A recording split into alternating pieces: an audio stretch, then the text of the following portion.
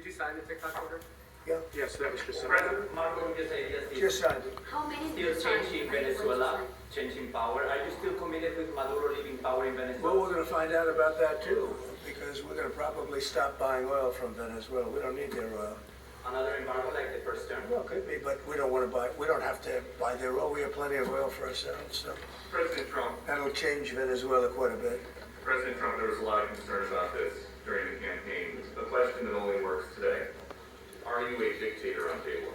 No, no.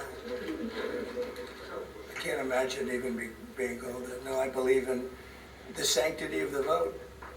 The Democrats didn't because they cheated like dogs, but I believe in the sanctity, and this was too big to rig. This last election was just too big to rig. But really the opposite. When do you plan to speak to President Putin? Could be very soon. And you talked a bit about Ukraine and Russia, but how long do you think it would take to end that conflict? And I have to speak to President Putin. We're going to have to find out. He can't be thrilled. He's not doing so well. I mean, he's grinding it out, but most people thought that war would have been over in about 1 week. And now you're into 3 years, right? So he can't be thrilled. It's not making him look very good. Now, eventually, I mean, it's a big machine, so things will happen, but I think he'd be very well off to end that war.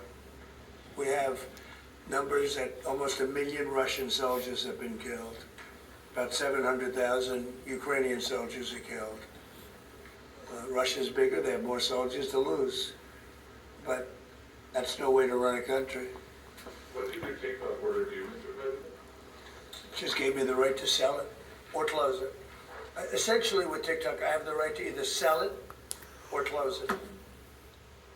And we'll make that determination. And we may have to get an approval from China too, I'm not sure. But I'm sure they'll approve it.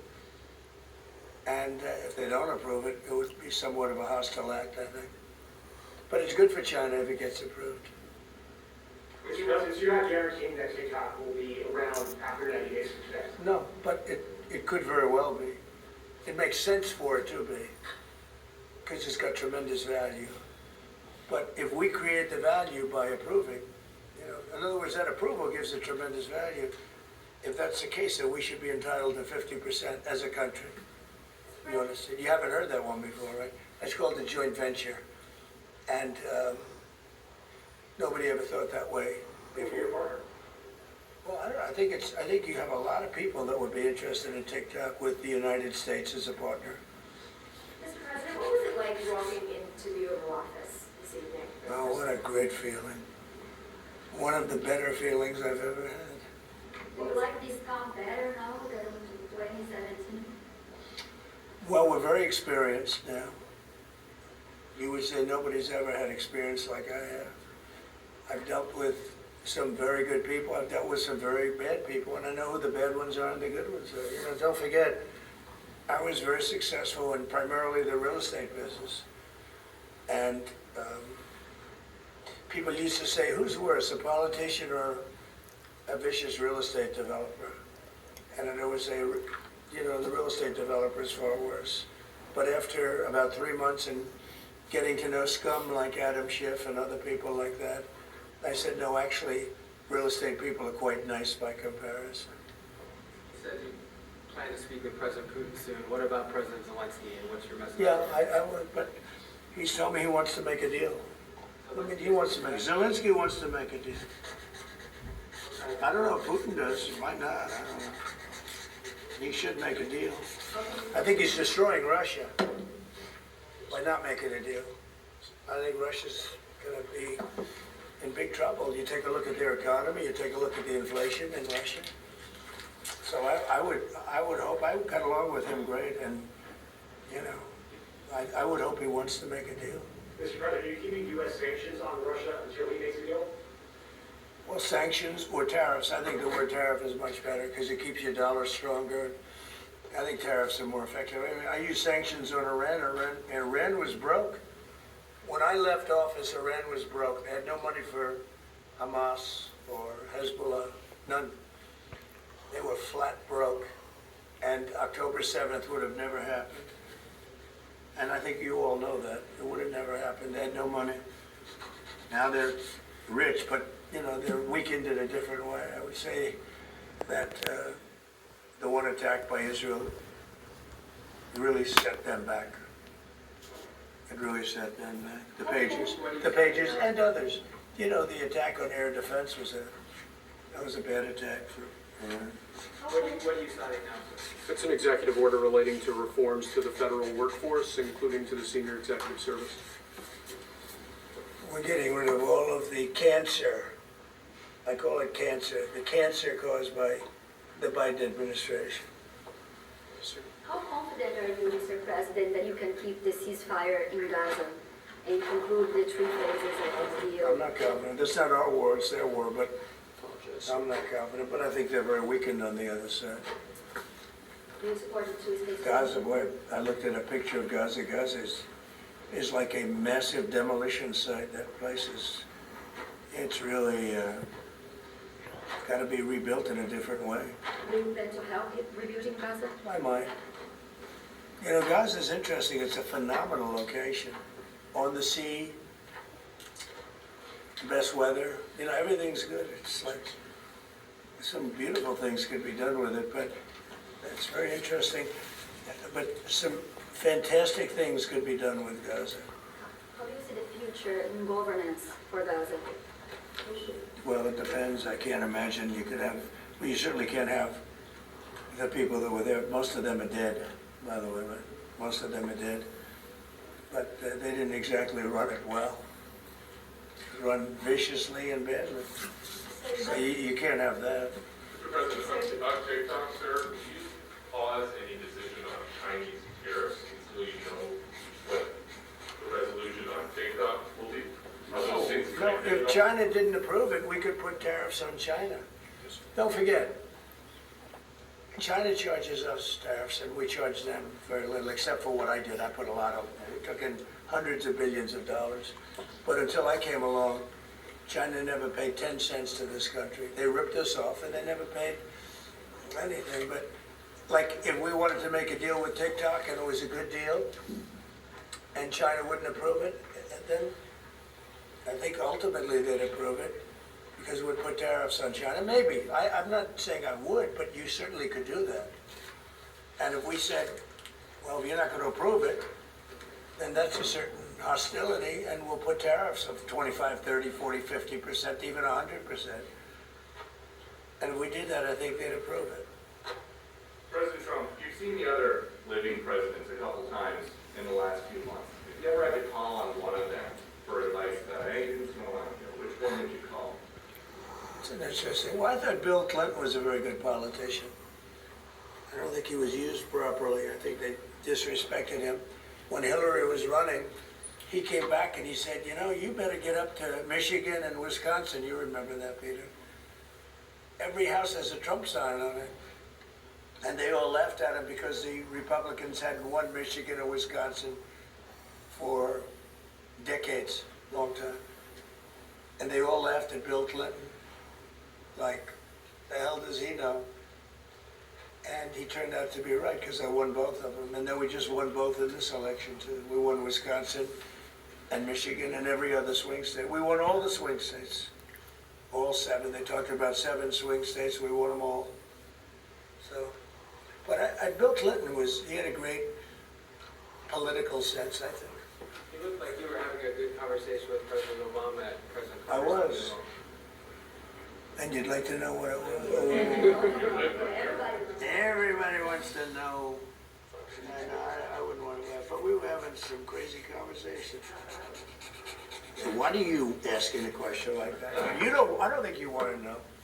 You might not. Tell us what you decided. You might be insulted. It's an executive order relating to holding former government officials accountable for unlawful disclosure of sensitive information. This next one, sir, is a declaration of a national energy emergency. So you also. That's a big one. You know what that allows you to do? That means you can do whatever you have to do to get out of that problem. And we do have that kind of an emergency. President Trump, at some point will you use your powers of the presidency to tell Americans who are concerned about drones?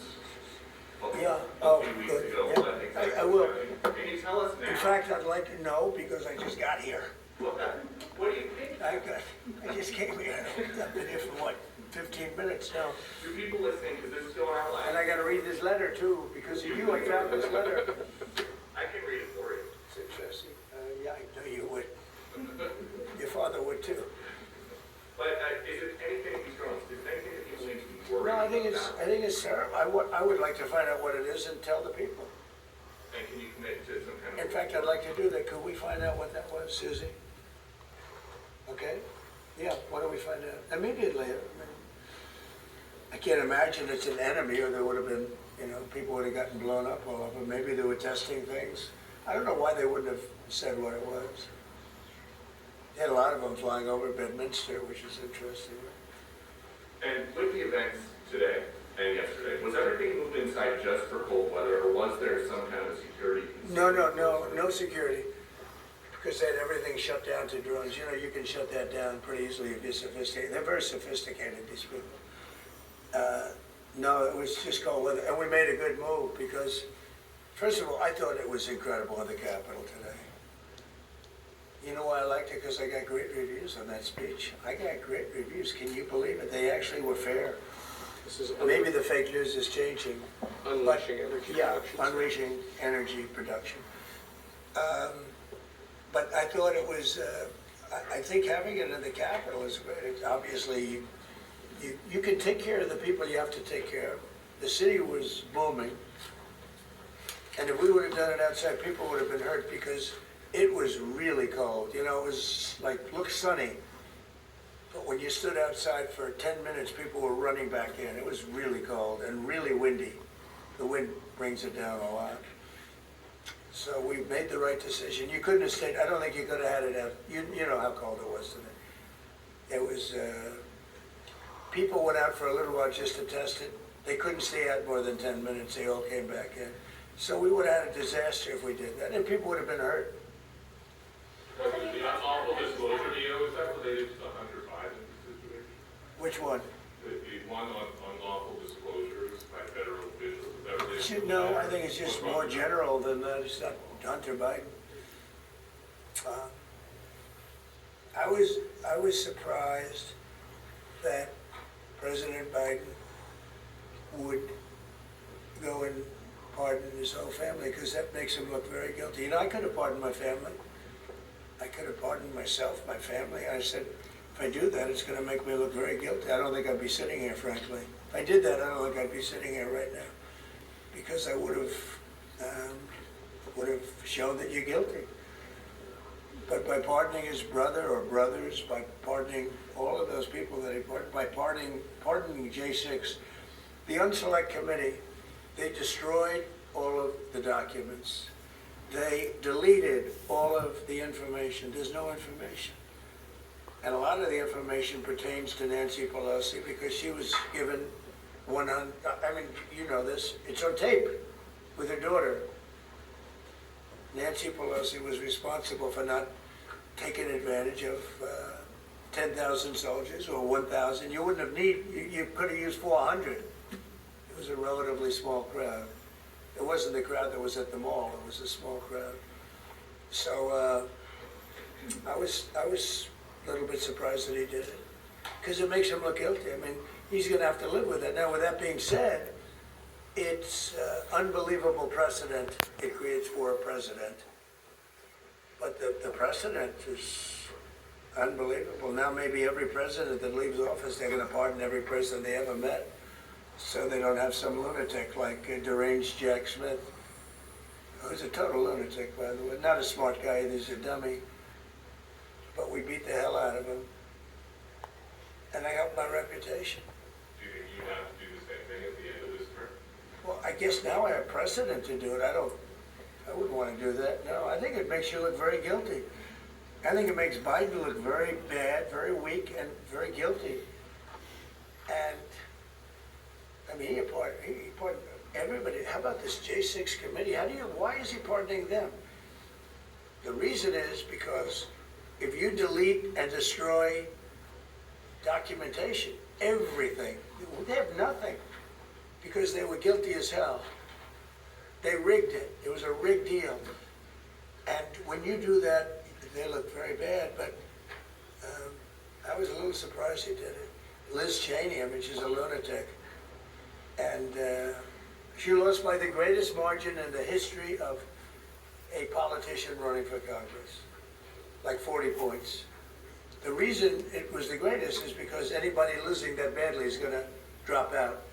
But she's a nut job. She doesn't drop out. You know, she just keeps chugging forward. And she lost by almost 40 points. That's the biggest number anybody's ever lost by. But why would Biden do that? He pardoned her and pardoned everybody. The reason is that they destroyed documents. And if you're even in a civil case, which this wouldn't be, I mean, people go to jail for a long time for doing that. What's this one? That's unleashing American energy, sir. Relates to using permitting processes and other regulatory systems to ensure that we can produce energy efficiently to drive the American economy forward. President Trump, looking around the office, we noticed some changes from the way the flag pad is set up. Can you confirm that you have added back the Diet Coke flag?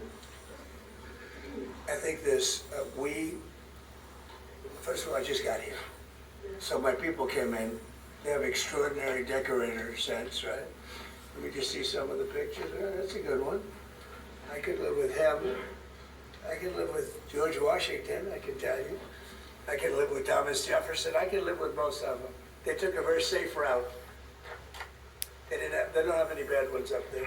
Withdrawing from What is this one? Withdrawing from the World Health Organization, sir. Ooh, that's a big one. So we paid $500 million to World Health when I was here, and I terminated it. China with 1.4 billion people. We have 350 to pay. We have, nobody knows what we have because so many people came in illegally, but let's say we have 325. They had 1.4 billion. They were paying 39 million, we were paying 500 million. Seemed a little unfair to me. So that wasn't the reason, but I dropped out.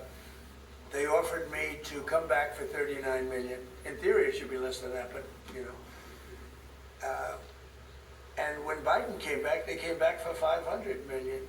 He knew that you could have come back for 39 million. They wanted us back so badly, so we'll see what happens. Mr. President, Pretty sad though, think of it.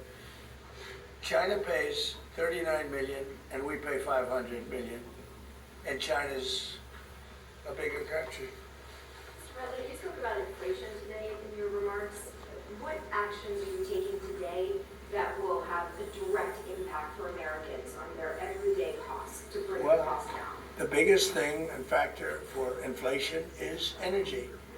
They screwed up my energy policy and then they went back to it. You know, they hurt it really badly and then they went back to it and they started drilling more, but by that time it was too late. Many of these things that we're signing and that Doug Burgum is going to be signing and Chris Wright, who's phenomenal, you know, Energy, Department of Energy. We're going to be taking we're going to make a lot of money from energy. We have more than anybody else. We're going to make a lot of money from energy. We're going to make a lot of money from tariffs. You know, European Union charges us, they have a VAT tax of 20%, but it's really much higher than that. And that's the equivalent, almost the equivalent of a tariff. And they're tough. They're very tough. They don't take our cars. They don't take our farm product. They don't take almost anything. And yet we take their cars and we take their farm product. We take a lot from them. So, you know, we have like a $300 billion deficit with the European Union. So we'll straighten that out with either tariffs or they have to buy our oil. The one thing they can do, oil and gas, the one thing they can do to catch up quickly, buy our oil and gas. Will you travel, And they should do that. will you travel to China this year? Yeah, could be. I've had the invite. Is there President, any- she's so- invited I would you do, to yeah. come this so- year. Talking about the European Union and the tariffs, like, what do you mean when you say that European Union country like make you part of BRICS? That or what? BRICS. Is it Oh, BRICS. No, I was talking about BRICS. BRICS are 6 nations. I think it's 7 nations. And they were looking to do a number in the United States. And if they do that,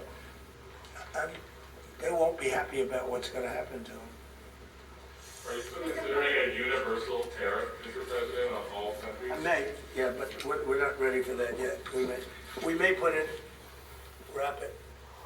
Because essentially all countries take advantage of the U.S.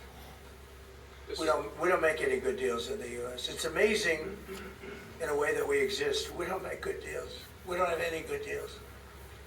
We have a deficit with almost, not all, there are a couple, I won't tell you their names because I don't want them to find out about it because they'll feel stupid. But there are a couple of countries that, actually don't make money with us. But I don't want to let you know because they'll immediately change that.